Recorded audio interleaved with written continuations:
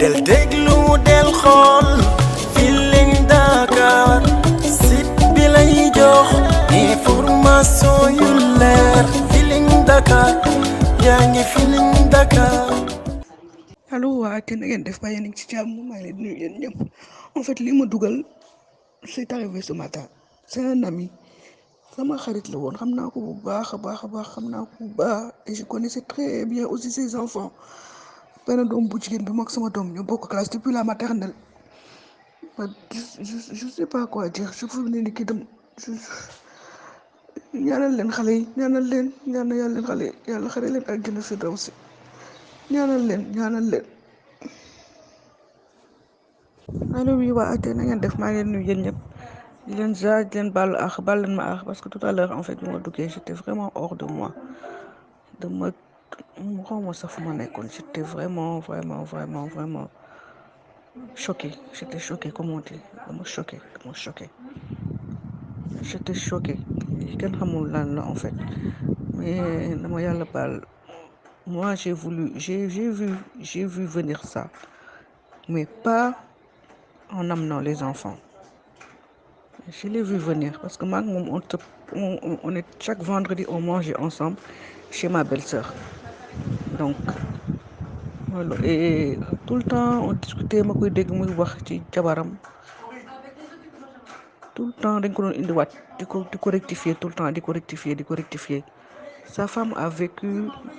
vraiment je veux dire je ne sais pas li jabaram nangu woon man duma ko nangu sonaloon na jabaram torop. jabaram bi tax mu rey doomam bi dëgg moom amaatoon na beneen jabar ci diggante bi il s'est remarié un mois ou 2 mois avant Tabaski il s'est remarié 2 mois avant Tabaski avec une autre femme donc sa femme était déjà partie avec ses enfants te mu doon dund lu metti nag parce que xam nga bu nit bu gaañoo génn àdduna nit ñi da ngay lu nekk la ñuy wax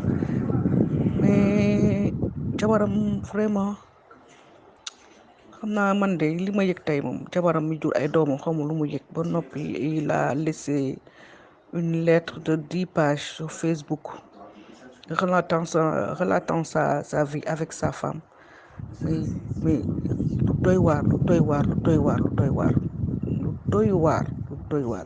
te li mu bind yëpp man toog nañu il a répété la même chose te saa yu ko répété maag sama belle-sœur bi dañ koy naan du nii lii la lii du wax lii borom ko du wax lii wala doo wax lii sa soxna même boo leen bàyyante il a répété la même chose il l'a écrit et ça fait mal même bu yóbbul woon ay doomam sax deru jabaram du set mukk ci àdduna du set mukk ci àdduna ba noppi mu yóbbu ñetti doomam yi loolu moo dinaa génn àdduna te duma la bàyyi te yow doo am jàmm ci la dese sa àdduna doo ci am jàmm. En fait, en quelque sorte, c'est ça. C'est de la jalousie, c'est de la méchanceté, tout est lépp la ñu boole na ma yàlla baal. Moi, ce qui m'a le plus choqué, ce sont les enfants. Xale yi ñoo ma choqué. Les enfants que je voyais souvent, la fille qui était avec ma fille depuis maternelle, depuis jardin d'enfant moom sama doom ñoo bokk benn classe. Mu noppi comme ma xam papam en fait des fois dafa daan ñëw yendu si ak ses enfants chez ma belle-sœur ñu fay yendoondoo ñun ñëpp avec les enfants. Des enfants pleins de vie, des enfants yu bëggoon jàng, des enfants même la fille a été admise à l'école Mariama Ba. Elle a réussi au concours fondé Mariama Ba parce que elle a toujours été première de sa classe. La plus petite, une fille pleine de vie, le garçon. Donc ça m'a choqué. Je me disais que ku ma waxoon ni que Falla rey na boppam duma ko weddi mais en emportant ses enfants ça c'était la plus pire chose que j'aurais imaginé. Ça a été un choc terrible, je dis bien terrible. te Facebook bi ñun gars yi ñu ngi wax lu nekk ñu ngi xas jabar ji alors que jabar ji deful dara. Moi j'en sais très bien quelque chose deful dara yow bàyyi nga sa jabar sonal nga ko ba mu dem yow nga takkaat keneen nekk ak sa jabar boobu di ko tagg ki mu takk ni mujjee takk ni lu fu mu toog dama jabar di ko tagg di lu nekk la ko doon defal ba sama bés mu ngi ko naan li nga defal sa jabar jii de kii nga mujjee takk boo ko defaloon ki dem kooku du dem mu ne ko yow da ngay faral Ndeye Awa da ngay faral kay mais dafa bon waa këram dañu bon mais leneen ak leneen mu nekk lu doy waar et je me disais que pour man àdduna jaru ko te da ngay toll benn moment boo xam ne gis nga suñu borom day toog di la seetaan boo nekkee nit dem ba nekk mag amoo kilifa amoo ko déglu doo déglu kenn et je peux dire que benn nit rek la daan déglu mooy sama beau frère bi fi mu daan añee par vendredi kooku rek la daan toog këram di yendu même ses propres frères et sœurs jubóowu la nag moom parce que mu nekkoon nit ku tàng ku naqate rek comme on dit comme lébu nee na lébu la xam nga lébu moom mooy loolu ne dafa gis boppam yëg boppam donc moom kenn du koy yab moom mooy je sais pas comment dire ça donc benn nit boobu rek la amoon comme xarit boo xam ne moom la jàppoon bu lu mu am kooku lay ñëw wax lu mu def kooku lay ñëw wax kooku rek la amoon comme xarit parce que dafa naqadi woon deret et je crois que loolu moo ko yóbbu ci lii yëpp loolu moo indi lii yëpp donc dañu delloowaat suñu bopp ci yàlla parce que lii ku mu yéemul ku mu man de vraiment ça man j'étais man fi mu nekk nii man je suis sidéré te maa ngi doon wax sama beau frère bi dama yàlla baal ne ko ni kii yóbbu leen ko maa ngi ko tooñ ne ko tonton Jean sa xarit bi mu naa man sa xarit la ma ne ko yóbbu leen ko ci psychologue mu xool ko parce que je crois qu'il a des problèmes c'est un docteur, il a son cabinet, il a une belle voiture, il a sa maison et tout, mais il a des problèmes. Donc yóbbu leen ko ñu seet ko te moo doon tooñ di ko wax ni sama beau frère bi muy retaan mu ne ko non c'est tonton Jean yóbbu leen ko ñu seeti ko parce que je crois que il a un problème en fait il n'est pas normal et yàlla baax na jabaram dem parce que jabaram bu toogoon ko di toog ci kër gi dina ko rey et nii laa ko doon waxee na ma yàlla baax et je disais comme ça ba noppi yow amoo benn kersa si sa jabar sa vie de couple te daan toog di wax li ma yàlla baal dañ naan ku gaañu doo wax lu bon ci ginnaaw waxuma lu bon na ma yàlla baal mais c'est pour dire que aussi yàlla nañu yàlla may xolu muñ yàlla may ñu gëm yàlla nañu yàlla may gëm parce que boo gëmul yàlla boo nu mu tudd boo ragalul yàlla boo amul xol bu rafet bu set seetaan dalay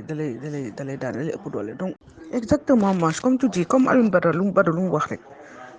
comme tu dis il voulait tout le temps relever les détails tout le temps il voulait tout le temps relever les détails tout le temps dañ ko daan wax tout le temps du nii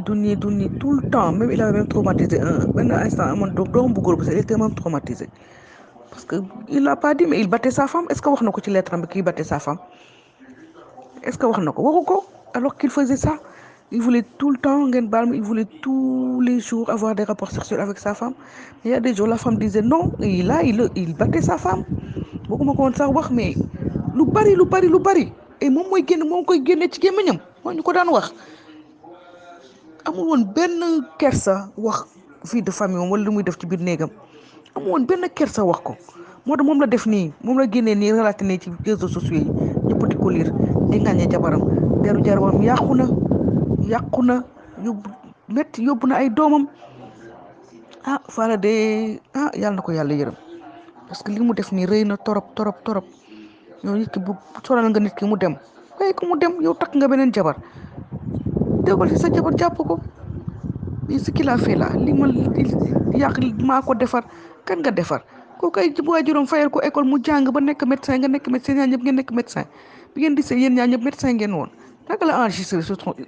sur ton dos elle s'est pas enregistré sur son dos au contraire dem na ba après la femme a eu un bon salaire parce qu'elle a été à la clinique du Cap foofu lañ ko jël mu am un très bon salaire moo ëppale ko même salaire et loolu sax daf ci doon kaas naan waaw léegi daf may jaay lu amul parce que léegi am na salaire bu ëpp sama salaire mais tu te rends compte c'est de la méchanceté gratuite la dama yàlla baal loolu la rek loolu la comme tu dis boo ko liiree bu baax si tu es vraiment conscient bu liiree li mu bind bu baax di nga xam ki ban façon nit la en plus il avait des problèmes voilà il n'était pas normal man je l'ai dit plusieurs fois Fale yóbbu leen ko mu seeti médecin yóbbu leen ko mu seeti psychologue parce que Fale il n'est pas normal même je me disais benn jour nee naa sama belle-sœur bi kii bu demulee parce que bu ñëwee di nettali li mu doon def jabaram ak xuloo yi ñu xuloo il a en pleine nuit il réveille ses enfants tàpp leen jug leen kaay la xool seen yaay mu ngi di fanaan ci canapé kaay la xool sa yaay fi muy tëdd tu te rends compte tellement que dafa sonaloon jabaram moo tax jabar ji dem mais il a le droit de partir léegi mu dem yow nga ne doo ko bàyyi mu dem ba def lii nga def nii yëpp metti na de metti na trop man xale yi man fu mu nekk nii yàlla daal yàlla na yàlla xare aljana yàlla nañ yàggale sa ndaw aljana firdaws moom tamit de yàlla de yërmandeem du jeex yàlla ko yàlla yërëm moom parce que moom mi tamit de waa li mu def rëy na trop. allo waa te na ngeen def bàyyi nañ ci jàmm maa ngi leen di nuyu yéen ñëpp en fait li ma dugal c'est arrivé ce matin c'est un ami sama xarit la woon xam naa ko bu baax a baax xam naa ko bu baax et je connaissais très bien aussi ses enfants benn doom bu jigéen bi mag sama doom ñu bokk classe depuis la. del déglu del xool Feeling Dakar site bi lay jox information yu leer Feeling Dakar yaa ngi Feeling Dakar di nga am info yu leer ci people et sport politique Feeling Dakar yaa ngi Feeling Dakar Feeling Dakar notre plateforme d'information